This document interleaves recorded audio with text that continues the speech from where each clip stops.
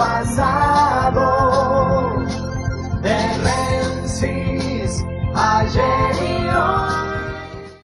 Cuando el presidente de la Nación utilizó que la culpa de la situación económica argentina era por los chinos, los norteamericanos, los brasileños y los cuadernos, la preocupación de lo último que decía, de los cuadernos, era porque además de estar toda la ceocracia empresaria metida, le habían tocado la fibra más íntima a su primo, Calcaterra, y además la empresa IEPSA, que quedaba vinculada a una de las tantas que creció haciendo negociados con el Estado argentino.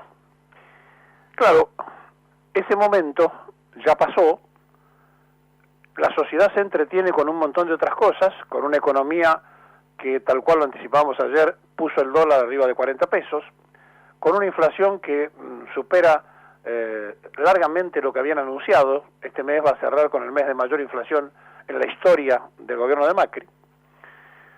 Y entonces hay que preocuparse por otras situaciones. Una, se la contábamos ayer, la reforma del Código Penal, incluyendo la posibilidad de reprimir aplicando criterios y reformas de gobiernos anteriores. La otra, la de cobijarse judicialmente. Ayer pasó algo casi desapercibido para la sociedad, que no tiene por qué estar en estos detalles, pero que se lo queremos narrar porque va a tener singular importancia en el futuro del juez Bonadío, porque han logrado instalar en la Cámara, que va a controlar lo que el juez haga, a un camarista proclive a recibir órdenes del gobierno. A ver, vamos a empezar por el principio. Estamos hablando del juez Pablo Daniel Bertuzzi, que nació el 3 de julio de 1970 en Lomas de Zamora, que a los 18 años ya había entrado a trabajar en los tribunales, que lo conocen en la jerga tribunalicia por Cacho. Cacho era el muchacho de 18 años que había entrado al juzgado y siguió avanzando, llegó a ser juez, y el Cacho no se lo sacaron los íntimos de encima, y que estudió en la Universidad Católica, se recibió en la UCA, y una vez que se recibió de abogado, ya estando como empleado judicial, hizo una notable carrera dentro de la justicia. Bien, tiene una estrecha relación con Pérez Chada. ¿Quién es Pérez Chada? Uno de los abogados de Mauricio Macri. Y entonces, la aparición de Pablo Bertuzzi, ahora en la Sala 1 de la Cámara Federal, que es el tribunal que recibe todas las denuncias de corrupción, le aseguran, con dos camaristas que no fueron por concurso, sino puestos a dedos, le asegura al gobierno de Macri 2 alfiles a favor de su tablero. El tema es que todo esto transcurrió con una votación notable, donde cuando tuvieron que decidir, la votación lo favoreció al juez por 9 votos contra 3. Es decir, el Consejo de la Magistratura votó de esa manera. Pero un voto que dividió a los peronistas que están representados ahí adentro, lo produjo a favor de este juez, y en coincidencia con los hombres de Cambiemos, el hermano del gobernador de Salta y senador nacional y ex dirigente de la Unión Industrial Argentina, Urtubey. Urtubey votó a favor de lo que Macri precisaba, y entonces lograron instalar definitivamente a un amigo del gobierno para controlar a Bonadío. ¿Por qué? Porque ellos dicen que Bonadío, que tiene una cuestión personal, ya se lo explicamos alguna vez, que viene de su juventud con Cristina. Bonadío tuvo vinculaciones en el peronismo con Guardia de Hierro, Cristina con la Tendencia, hay un enfrentamiento viejo político. No le tienen confianza porque dicen que no es un juez afín con ellos, ideológicamente hablando, no es ni radical ni liberal, es peronista. Entonces dicen, bueno, si Bonadío es peronista, en cualquier momento puede producir una sanción ¿contra quién? Contra el primo del presidente, contra los empresarios, cosa que molesta muchísimo en la Casa Rosada. y entonces producen este episodio de control del juez, porque los camaristas, en definitiva, son los que controlan al juez. ¿Y qué van a hacer ahora? Van a tratar de dividir la causa del escándalo en tres: transporte por un lado, obra pública por el otro y energía por el otro. Es decir que en el mientras tanto le han puesto el supervisor al juez para decir, mira, investiga el kirchnerismo, pero cuando querés investigar a los empresarios y demás, tenemos quien te controle, y mucho menos a mi familia, a mi primo.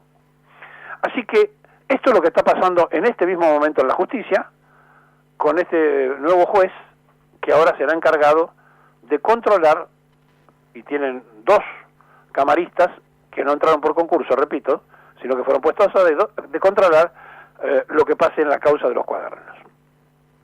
Dicho esto, ayer, después de la repercusión que tuvo la denuncia de esa nota producida en los Estados Unidos, donde un asesor del Tesoro norteamericano decía que Argentina tenía que dolarizarse, el Ministerio de Economía se puso muy nervioso y salió a desmentir que se estuviera negociando esto, pero claro, desmintieron esta parte, no desmintieron la otra parte de que están consultando el Código Penal en Estados Unidos.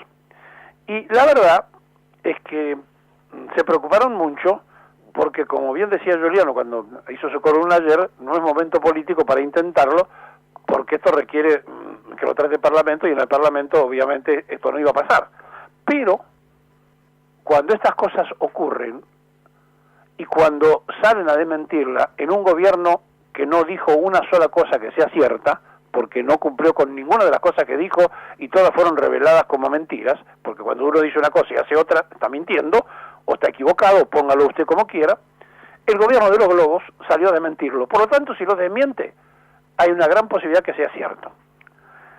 Y aquí tenemos que pensar que esta negación que hizo el ministro de Economía, y el Banco Central también salió apurado a decir esto, dicen que desde el Ministerio de Economía y del Banco Central de la República Argentina desmintieron los dichos del asesor de Donald Trump, Larry Kudlow, y aseguraron que Argentina no está considerando dolarizar la economía.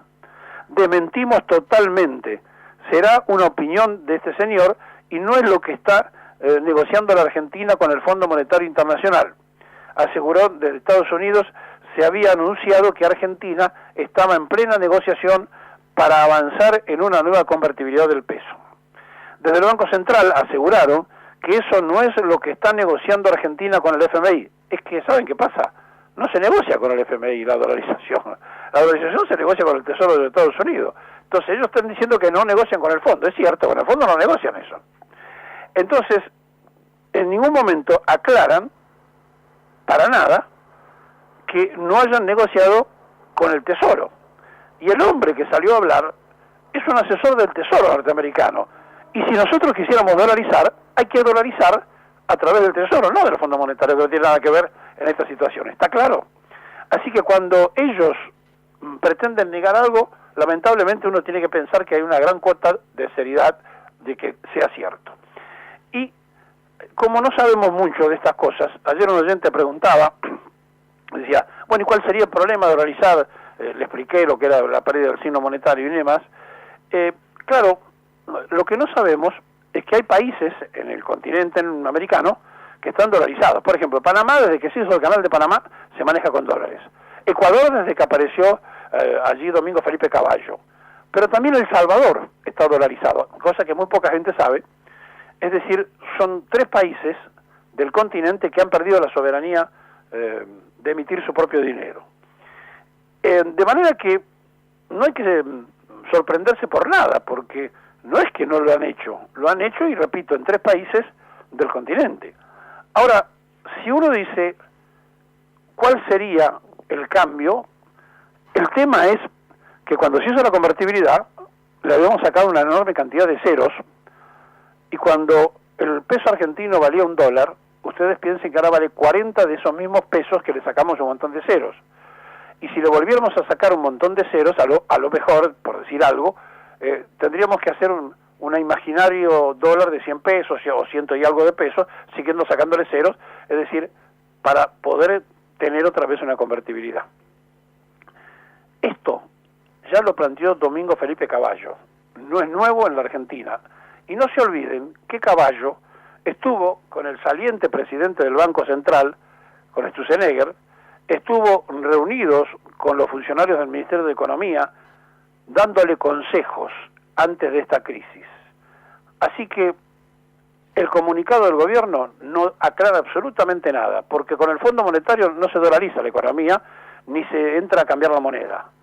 En todo caso, deberían haber agregado en el comunicado, si esto fuera así, que no están en negociaciones con el Tesoro norteamericano para cambiar la moneda, porque el que habló es un asesor del Tesoro y el comunicado habla del Fondo Monetario Internacional. Confundimos mandarinas con naranjas, las dos pueden llegar a tener semillas, pero alguna me parece que nos puede intoxicar.